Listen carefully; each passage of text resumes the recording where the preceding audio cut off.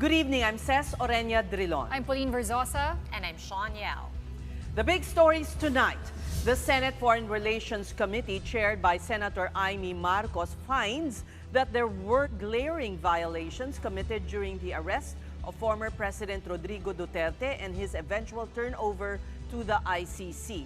The palace, however, downplays the findings and advises the president's sister to, quote, examine the government's position further. And after Senator Imee Marcos's decision to leave the Alianza ticket and her inquiry into ex-President Duterte's arrest, just how bad is the rift now between her and her brother, the president? And exactly how are tech-driven solutions changing the game for local agriculture? We'll be taking a look at the newly opened greenhouse facility of Metro Pacific Agro Ventures later in the show. Sinong mananagot dito sa nangyari? Kasi hindi naman po pwede na nakalusot ng basta. Nakakulong, makakauwi pa daw sila. Paano ba?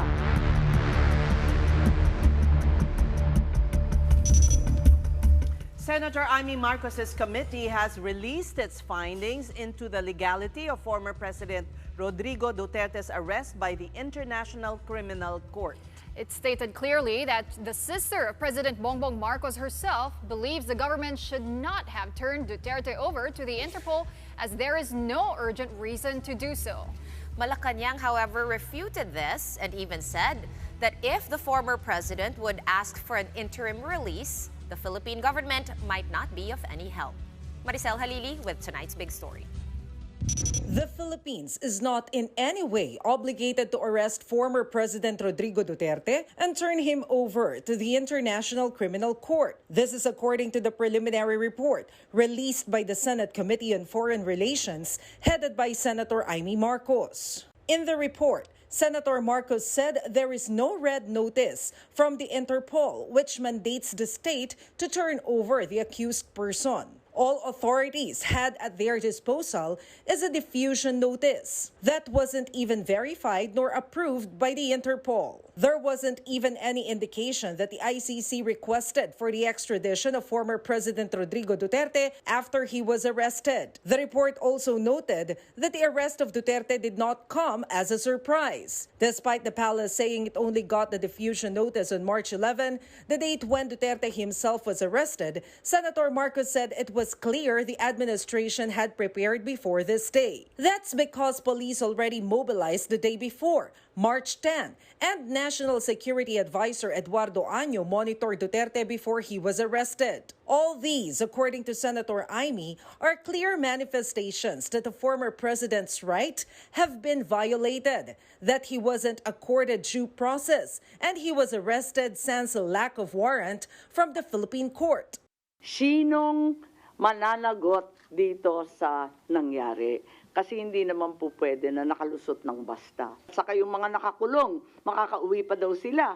Malacanang has this to say about the presidential sister's report. Ganyan po ang kanya magiging opinion kung ang kanyang mga nakausap ay ang mga Duterte supporters. Pero kung tignan po natin ang ibang mga experts, katulad po nila Justice Carpio, Attorney Butuyan, at yung ibang mga nagsasabi patungkol sa batas natin na RA 9851, maiiba po ang kanyang tingin sa nasabing issue. The palace also insisted they never intended to keep any information when they invoked their executive privilege in the Senate hearing. It's just that there's really sensitive information that cannot be made public. Yusek Castro also repeated, even if Senator Marcos insisted that the country has no legal obligation to the ICC, the Philippines is mandated to cooperate with the Interpol. And because ICC now no longer has judicial power over the Philippines, Castro said it might be difficult to grant the former president interim release, especially if it will need cooperation from the government. This is in response to ICC spokesperson Dr. Fadi El Abdallah's pronouncement that the Philippines has to accept the technical measures and conditions first before the ICC judges decide to grant Duterte conditional freedom. Tanungin natin do sa mga nagsususog patungkol dyan, tatanggapin na ba dapat ng Pilipinas ang jurisdiction ng ICC? Ipapa-withdraw na ba nila ang kanilang mga petition na sinampa sa Supreme Court na patungkol sa dapat hindi tayo makapag-cooperate sa ICC. Tatanggapin din po ba nila na lahat ng utos ng ICC ay ating ire-recognize, pati yung pag-freeze ng kanilang mga assets? For News 5, Maricel Halili, We Are One News. Senator Imee Marcos admits she no longer talks with her brother, President Bongbong Marcos. The elder Marcos says she has had no communication with the president even before she led a Senate investigation assessing the legalities of former President Rodrigo Duterte's arrest. Imee feels the president is mad at her for the probe. The senator already left the administration slate after the president deliberately omitted her name in recent campaign sorties. But Malacanang denies there is a rift between the Marcos siblings. Tagal na kami hindi masyado nag-uusap, maraming humaharang. On the part of the president, we cannot say that there's a rift between the relationship, in the relationship of the two siblings. So, hintayin na lang po natin kung mayroon man sasabihin ng Pangulo. But sa ugali po kasi ng Pangulo, hindi po siya masyadong, alam niyo po yun, hindi siya pikon. I hate to be the bearer of bad news, but we all have to brace for heavier traffic along EDSA as the government is currently finalizing plans for the highway's rehabilitation. The MMDA, the DPWH, and the Metro Manila Council are preparing 5 interventions to address the expected heavy traffic once the project kicks off in April. Authorities say they are consulting with affected LGUs to identify alternate routes. The DPWH earlier said the project will begin in the southbound lane. DOTR Secretary Vince Dizon has vowed that once EDSA's rehabilitation is completed, motorists will experience improved traffic flow. Malaki-laking at mahaba-habang pagtitiis ang kailangan nating gawin. Malawakan itong pagbabagong gagawin sa EDSA, mabigat itong trabahong ito, kailangan planuhin ng mabuti, schedule ng tama, kaya yun ang hinihiling namin sa ating mga kababayan, na kailangan po nating magtiis, kailangan po natin ng pasensya. Now, in other news, former President Duterte's common-law wife, Hanilet Avancenia, and their daughter, Veronica, or Kitty, are now in the Netherlands for the former president's birthday tomorrow. We'll get the latest live from Jovi Francisco, who is still in the Netherlands at The Hague. Hi, Jovi. What's the latest there? Pauline, just after our live report from The Hague yesterday or last night, we were given a signal, or we were texted by our colleagues here at the penitentiary that Kitty and her mother, Hanilet Avancenia, is already here at the venue. And so we rushed and covered their stay here. And here's the report. Shalito Hanilet Avancenia and her daughter Veronica Kitty Duterte made an appearance at the Scriveningen prison. The penitentiary where former President Rodrigo Duterte is currently detained awaiting trial for crimes against humanity. The mother and daughter inquired about getting permission to visit the former president, but were seen spending time with supporters outside the detention facility instead. They opted not to grant media interviews. Hanilet was heard thanking supporters.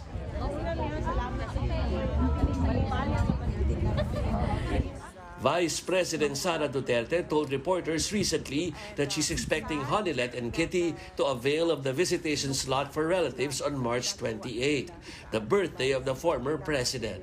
While interacting with supporters, Kitty wished her father a happy birthday.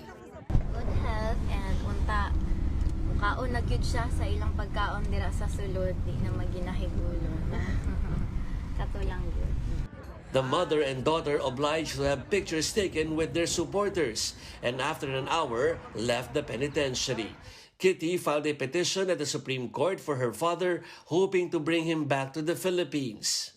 I don't see any action from the Supreme Court of the Philippines affecting the physical custody of Duterte in the International Criminal Court, which is a separate court with separate jurisdiction.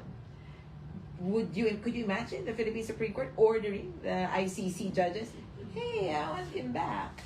Not even President Marcos can bring him home.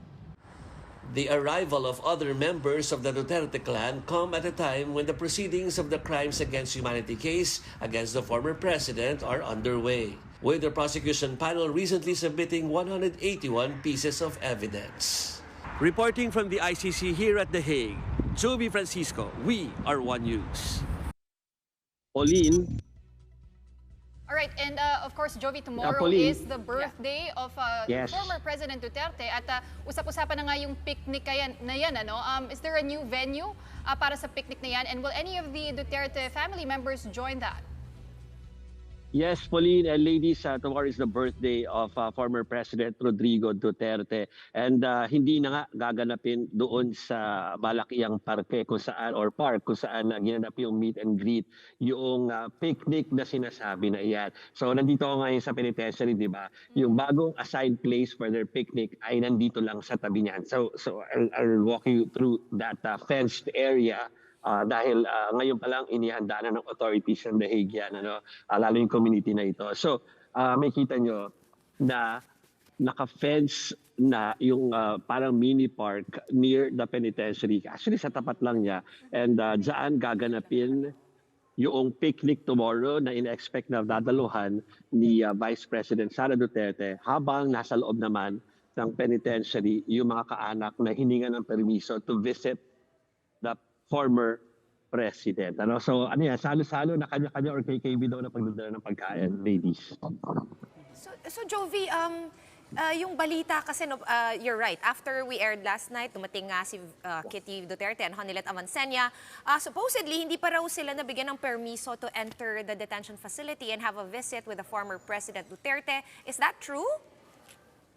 It's true, kaya nga they opted to just go to the area where the supporters are for some parang pag-usap sa mga supporters nila. That's mainly because actually nagkabiglaan nga yung dating rito. We don't know, hindi natin talaga alam kung kailan yung dating nila sa Europe or dito sa The Hague. Pero ang certain namin, based doon sa scheduling ng ni Vice President Sara Duterte, ang pencil in na schedule for Kitty Duterte ay bukas pa talaga, Friday. So alam namin na yung kahapon ay iba ang pwedeng bumisita o walang Siyempre siguro tinignan nila kung pwede ba silang makiusap or kung ano yung proseso at nagpalista sila. Pero yun ay depende pa kung papayagan. Pero hindi nga sila napayagan. Kaya yung schedule for tomorrow ang dapat nilang pagtuunan ng pansin. Nagbaka sakali lang. And will the protocols be the same, Jovi? Ilang oras ang mabibigay sa family members? In this case, ito nga si Honilet pati si Kitty.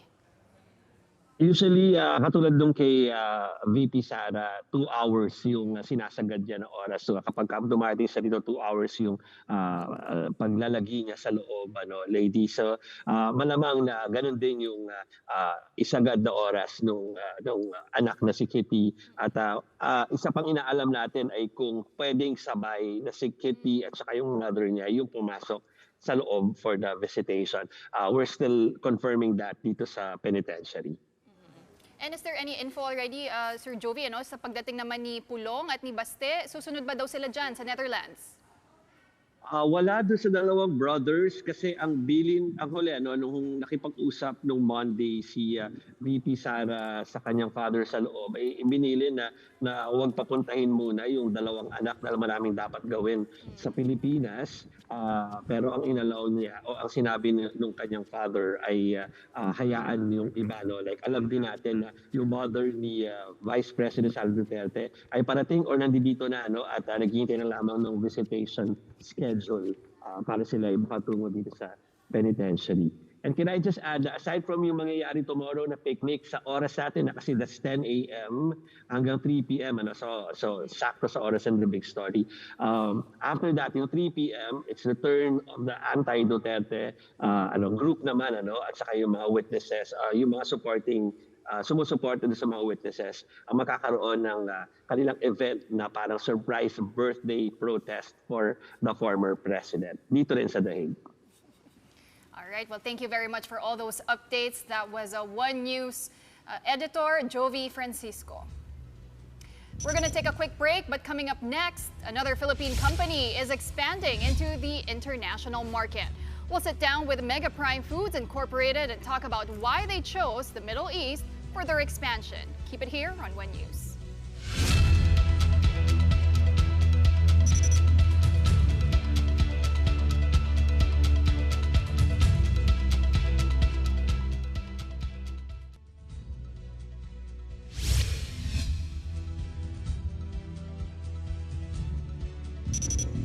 You're watching The Big Story here on One News. Mega Prime Foods Incorporated is expanding its footprint in Dubai. Mega Prime recently attended the Gulf Food 2025 held at the Dubai World Trade Center, showcasing its line of products to an international audience. Among the company's offerings include Mega Sardines, Mega Mackerel, Mega Squid, Mega Prime Corn and Mushroom, and Mega Prime Nata. Introducing these products to the Middle Eastern market comes as Mega Prime celebrates its 50th anniversary. And joining us.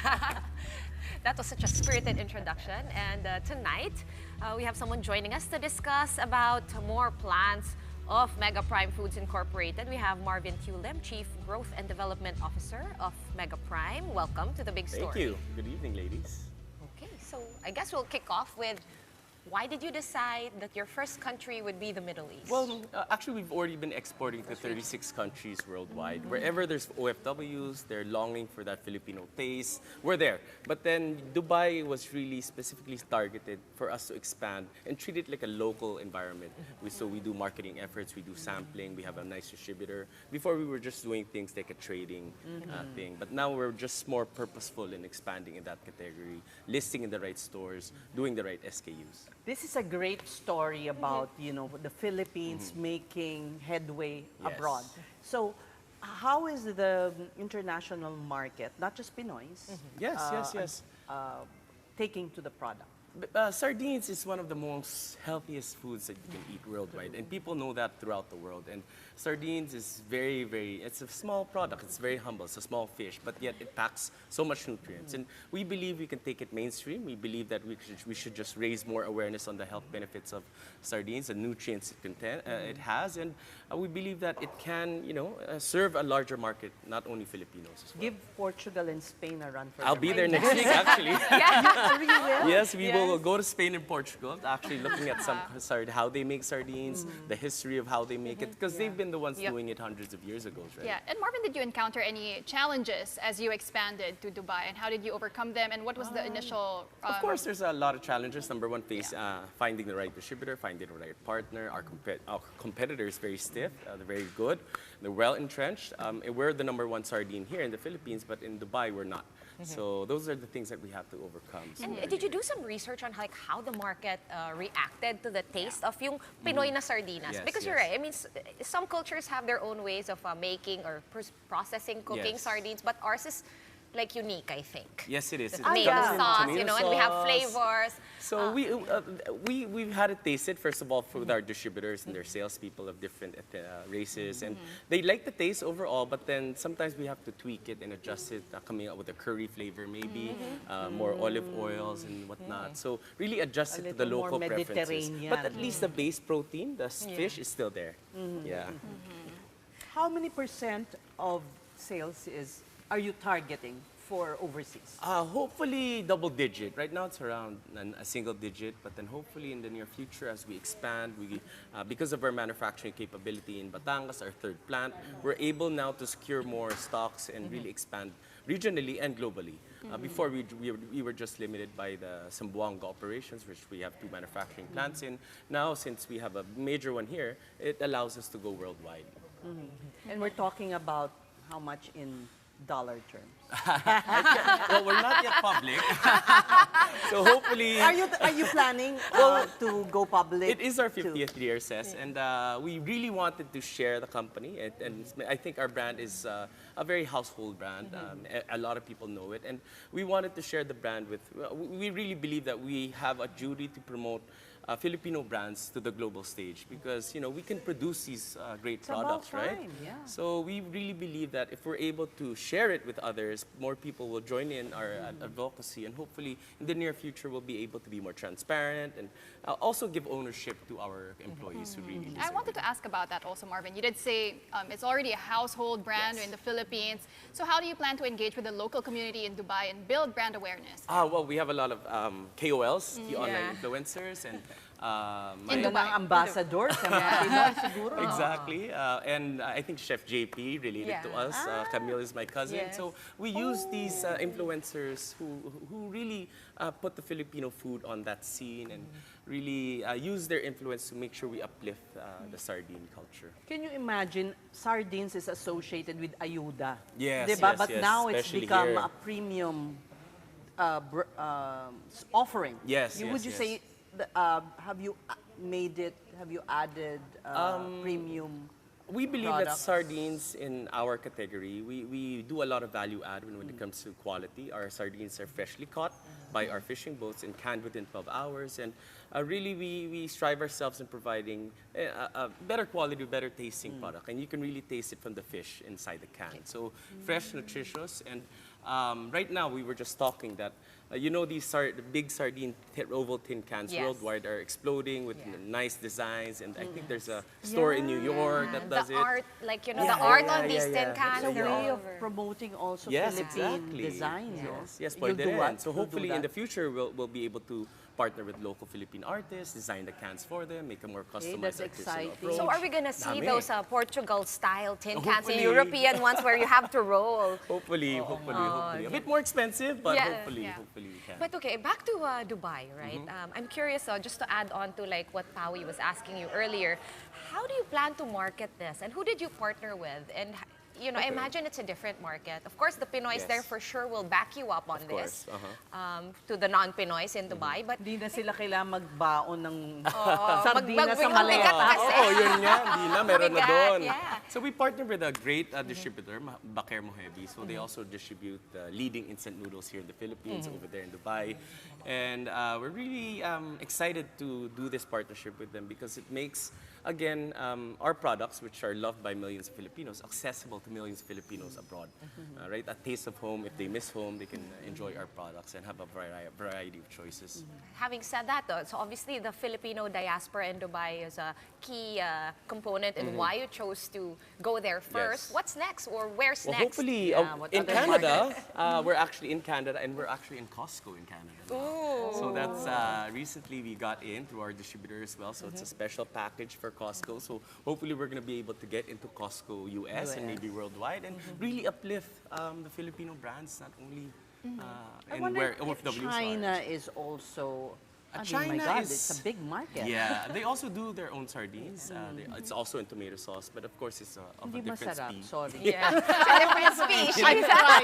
Mura, di ba? Mura, mas mura. Mura. So it's a different fish, kumbaga. It's thick, it's bigger, and oo, yung texture niya Hindi is siya different. malinamnam. And it's frozen kasi. So once you freeze the fish and thaw it, like when you cook, di ba? If it's not fresh, iba yung So yung output key niya. dyan is yung canned within 12 Yes. hours of Yes, catching yes, it. Yes, para you maintain the freshness of the fish. So There's just no histamine. and would you say that's a Filipino way of processing? Kumbaga tayo ba yung We're naka... archipelago tayo. We have a lot of fish. Like that's how a lot of majorities of Filipinos eat, diba? They catch for their own fish. They buy it from the talipapa. So I guess yes, it's very Filipino way. We don't freeze it. Wala naman sila freezer sa bahay usually, right? Yeah. It's Just to hard. clarify, Marvin, so the flavors that you're offering in Dubai, they won't change, or will you adapt your products to cater to the taste Initially, of we won't change, Middle but eventually we will as we try to adapt and research what the consumer needs are worldwide. So we need to be agile enough to be able to provide what the consumers wants and needs. And is it just sardines that you're selling in Dubai? Because you have a Yeah, whole wide not- range of not- products. Not only sardines. Yeah. We started with sardines, but we have tuna, we have a set of vermicelli lines, we have canned fruits, there's canned noodles. vegetables. Yes, yes. So marami. We're just not a sardine company. So Yeah. How many fishermen do you employ? right now, says I think around 900 to 1,000. So we have almost 100 fishing vessels now, fishing for sardines in the Sulu Sea. So Amazing. yeah. And because you're exporting, and you have been for a while, but you're Yes. actually like ramping up your exports, does that mean that we have enough supply for us here in the Philippines? Well, we were actually researching because sustainability is very important for us, right? If we finish and deplete all the fish of the supply now, how are we going to be It's able good to that take there's care? a fishing season. Yes, it's a And it's 3-month strictly ban. implemented. Yes, strictly implemented by BFAR. Everyone follows it, and it allows them to respond talaga. So, and that's very important because we can't overfish. A lot of sardine areas in the world have been already overfished, and we can't allow that to happen because so many Filipinos depend on the sardines to live every day, right? There's so much nutrients packed in a can that's only 22, 24 pesos, and a family of 5 can already eat healthily on it. So, very, very important for us. And okay, let me ask you something a bit more personal. So I think it's no secret that you are a family enterprise. So your mom, your dad, your siblings are all there, and I think your sister, your older sister Michelle, just got promoted 2 weeks ago. No, 2 years ago. 2 years ago. 2023. And so how has it been? And are there going to be any movements within? It's been fun. My dad has let go a bit. My mom is still there helping us, but then they've allowed us to do more decisions and allowed us to be bolder in terms of what we do. It allows us to really connect with the new younger generation in terms of not only employees but our customers as well. So, and it allowed us to, number one, get better people. Professionalize. You know, you really have to really pay for the talent, right? And it's a war of talent now. So, and because of that, we were able to grow and steadily growing double-digit year on year. Imagine the start, just one bangka. Just one fishing boat, then became 100 over 50 years. So really a testament of my parents' hard work and dedication. You also just opened like a really big plant, and you said this was one of the reasons why you're able to export because your production is now up. What are the challenges in terms of supply because of the fishing ban? How do you balance that? There's always something to do over at the plant. Yes, well, our plant is very versatile. We can also do tuna, we can also do noodles, we can do a wide array of different products. But at the same time, the fish from that plant comes from local fishermen. So it comes from Luzon? From Luzon and Sorsogon. So at least we're also helping the livelihood of the fishermen that they can... have you seen those videos where Tamban was like floating in the beach and everything else? And now we're there, we can buy it, and it's not no longer... We can actually, they can earn more from it. At least we can raise the prices of Tamban. Hindi na nila papabayaan dun.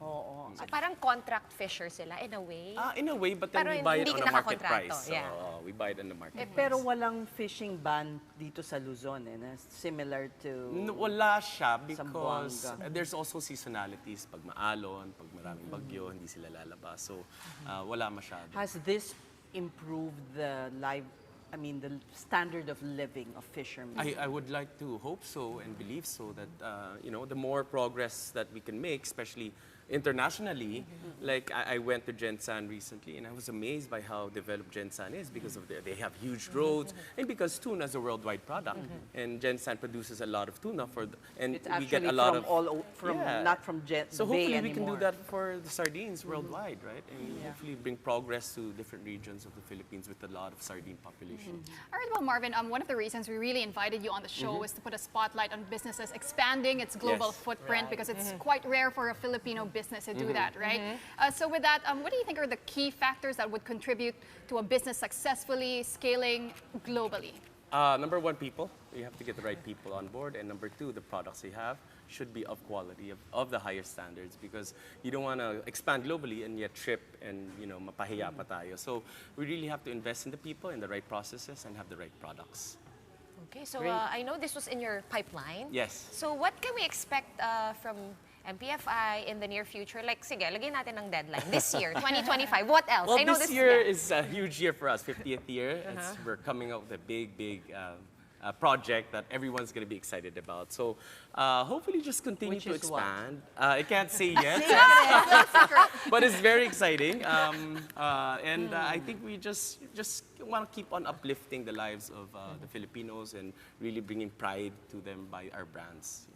Okay, Especially the fishing sector, the agriculture sector really needs a boost. Yes, yes. Yeah, hey, this program is all about agriculture. Tonight's episode, we're talking about food a lot, Yeah, because next we're also talking about a major investor in agriculture. Perfect. Yeah, we're almost completing our food groups. By the end of the show. So more power to you. Thank you. Thank you for having me. Thank you for allowing us to share our story.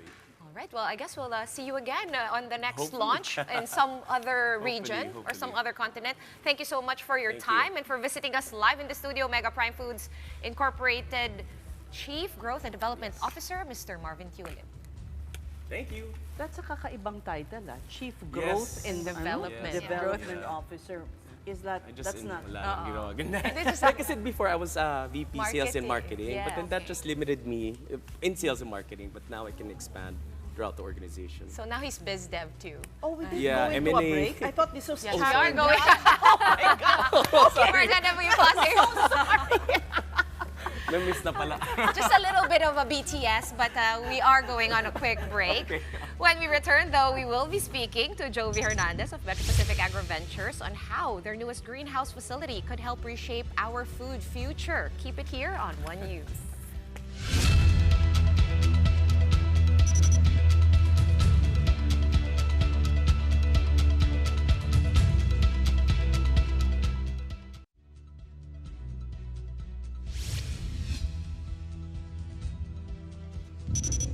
Welcome back, and thanks for staying with us here on The Big Story. Last week, we showed you how urban spaces could be transformed into farms. But despite being an agricultural nation, the Philippines still relies heavily on food imports. Can local innovation change this? Welcome to Sustainability, where we feature sustainability initiatives one story at a time.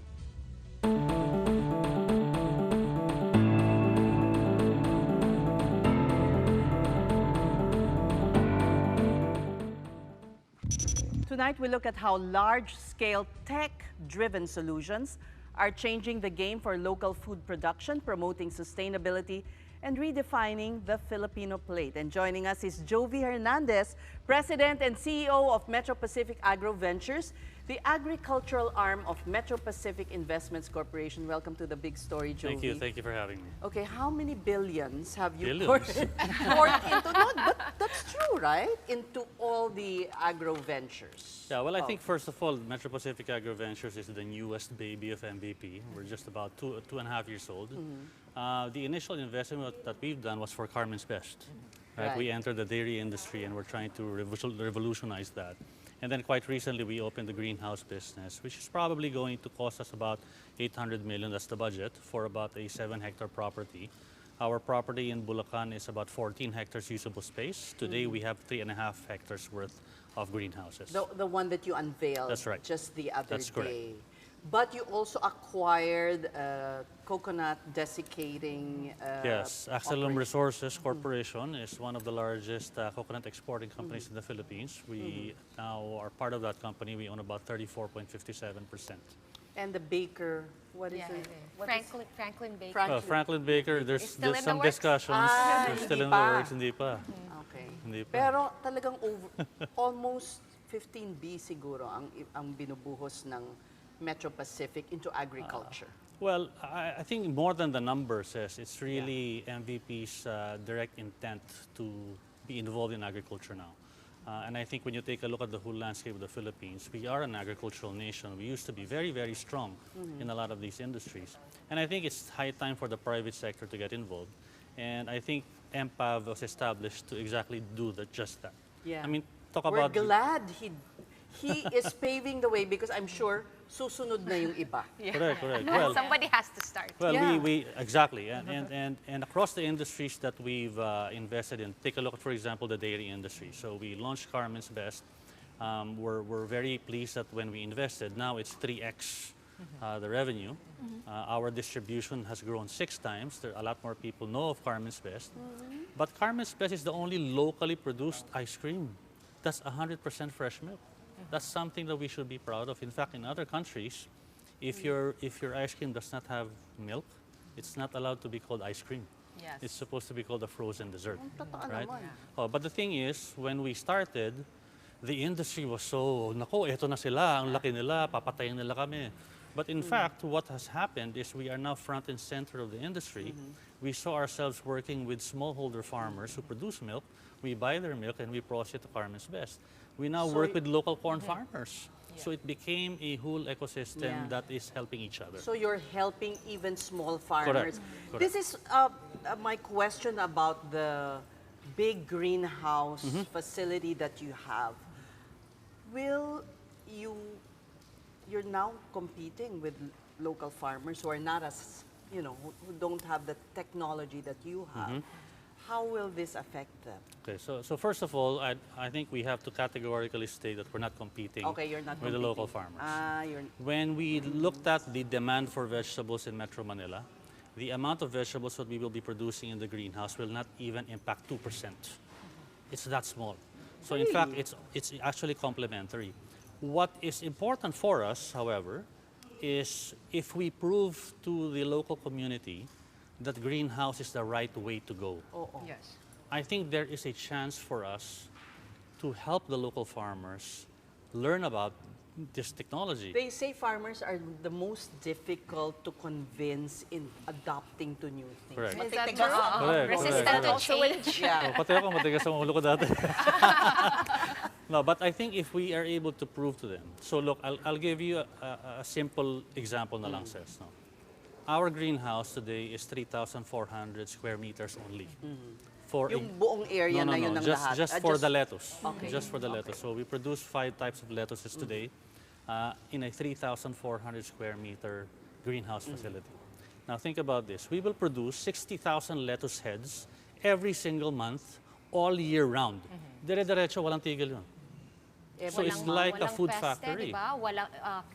Exactly. Walang matter kung umuulan, Yeah. bumabagyo. You can predict, you can actually say this is the production. It's climate controlled, and resistant, yeah. Ces, you saw it. Yeah. The rows of vegetables are like small They were children perfect. to us. She showed us the photos.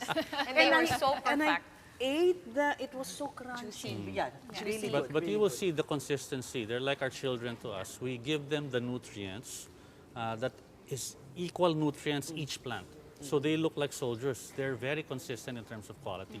Now, if you compare that to traditional agriculture, magbubungkal ako ng lupa, magtatanim ako, mag-harvest, magpapahinga. So 2 cycles a year, or maybe at most, if it's irrigated, 3 cycles a year. This one is 12 cycles every single month. So here's a theory. If a farmer has 1 hectare, can I microfinance You can. him? You will? That's part of the purpose. So the Bulacan estate, the Bulacan greenhouse facility is envisioned to be a nucleus estate, meaning the farmers around it, hali kayo, tuturuan namin kayo, can we use half of your land? We will microfinance you and produce your greenhouse, follow our protocols and follow our processes.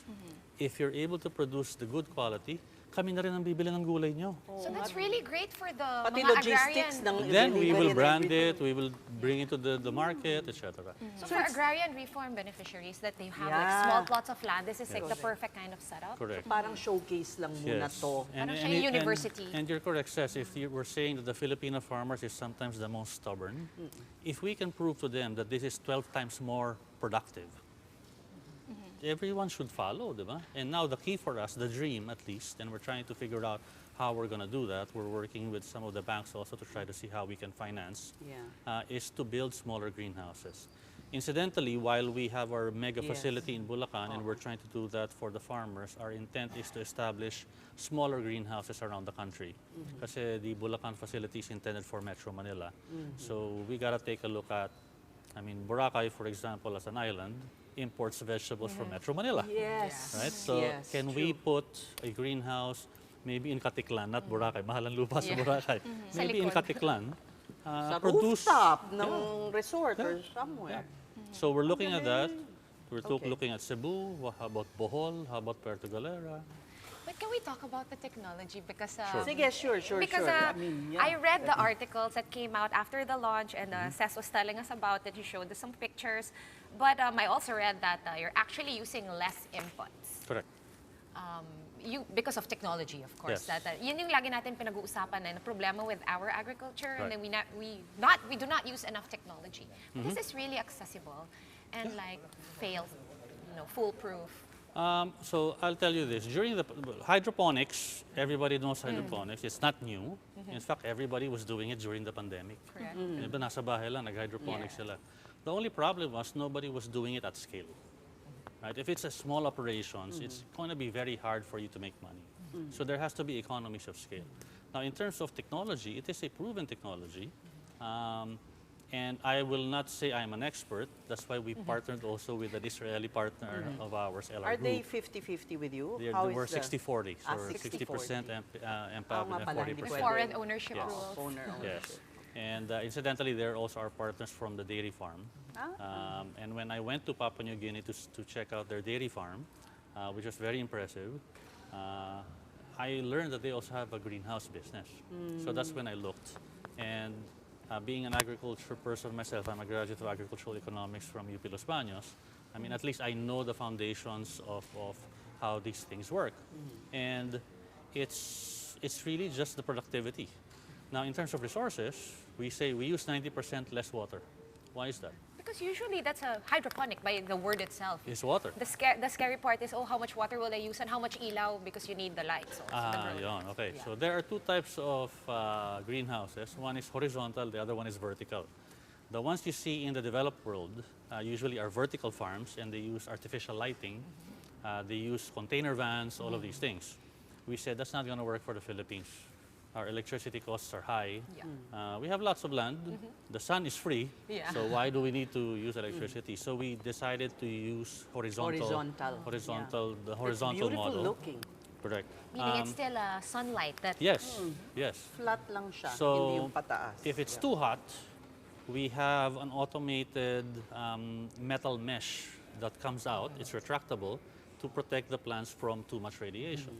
In terms of water, we use recycled water. So meaning we get the water from the deep well, we treat that, it passes through the plants, but it is a closed system, meaning we reuse it. They remove some of the minerals that are Yes. not necessary and put in the minerals That na are kailangan Correct. from the deep well. Correct. At first I was thinking, parang, saan ba galing yan? Synthetic, ganun? Parang actually, it's like us drinking supplements. water, Or yeah. vitamins, Vitamins. diba? Yung magnesium, Oh, yung mga ganon. minerals. Ganon din yung ginagawa nila. Correct. I mean, even for traditional agriculture, you use fertilizers, potassium nitrate, you use nitrogen, Right. but we don't want the pesticides. Diba? So if it's protected agriculture in greenhouses and we keep away the pests, there's no soil, so there's no pathogens.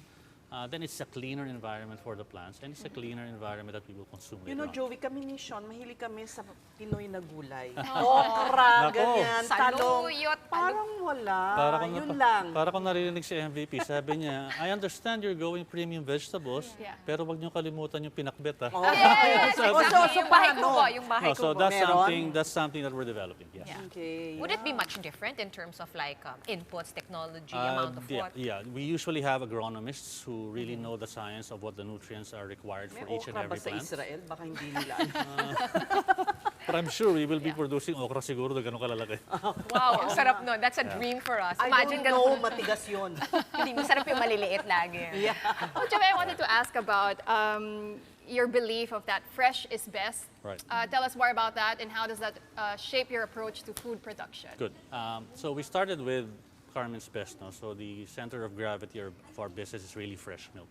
And it was a complete surprise when we invested in this company that only 1% of the dairy consumption of the Philippines comes from local sources. Everything was imported, 99%. We said something's wrong. We had to do something.